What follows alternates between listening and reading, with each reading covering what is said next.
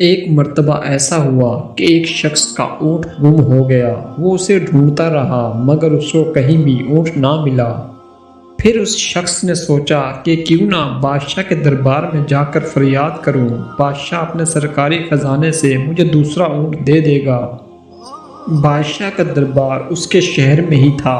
وہ چلتے ہوئے بادشاہ کے دربار میں پہنچا تو اس کو وہاں کوئی بھی وزیر نظر نہ آیا بلکہ ایک نوجوان تھا جس نے اس کا شاندار طریقے سے استقبال کیا۔ اس اونٹ والے نے نوجوان سے کہا کہ میں بادشاہ سے ملنا چاہتا ہوں اور اپنے اونٹ کے گم ہونے کی اطلاع ان کو دینا چاہتا ہوں اور ان سے مدد کی اپیل کرتا ہوں۔ اس پر اس نوجوان نے کہا کہ بادشاہ تو اپنے کسی کام سے باہر گئے ہوئے ہیں، تم کچھ انتظار کرو، کچھ دیر میں بادشاہ واپس آ جائیں گے تو اپنی رواداد ان کو سنانا۔ اس نوجوان نے اونٹ والے کو کہا کہ آپ آرام خانے میں آرام کریں، میں آپ کے لیے کھانا تیار کرتا ہوں۔ جب تک آپ کھانا کھائیں گے اس وقت تک امید ہے کہ بادشاہ سلامت بھی آ جائیں گے۔ وہ اونٹ والا شخص آرام گاہ میں چلا گیا اور وہاں بیٹھ کر کھانے کا انتظار کرنے لگا۔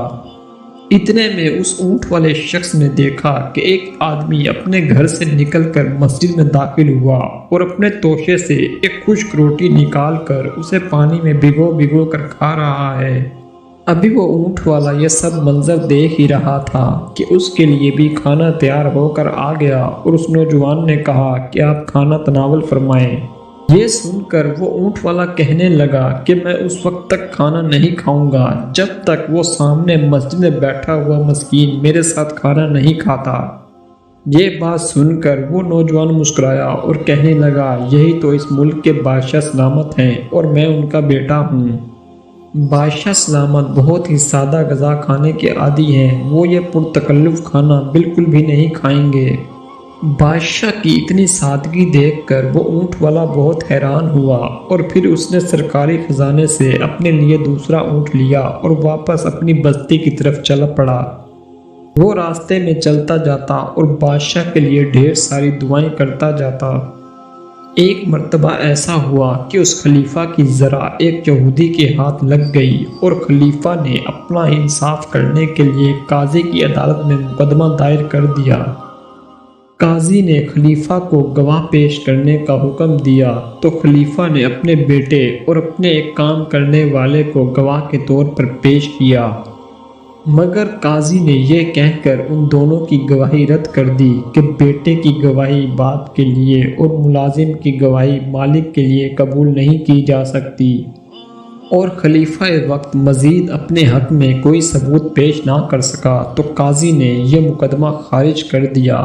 یہودی یہ سب دیکھ کر بہت حیران ہوا اور مسلمانوں کی عدالت کا یہ انصاف دیکھ کر بہت ہی متاثر ہوا۔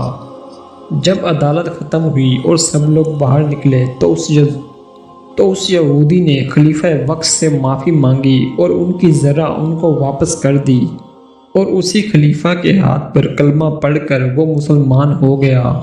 وہ قاضی کی عدالت میں اپنا مقدمہ لے کر جانے والے خلیفہ کوئی اور نہیں بلکہ امیر المومنین داماد رسول حضرت علی علیہ السلام ہیں، اور جن کو انہوں نے گواہ کے طور پر اپنے بیٹے کو پیش کیا وہ کوئی اور نہیں بلکہ جنت کے سردار امام حسن علیہ السلام ہیں۔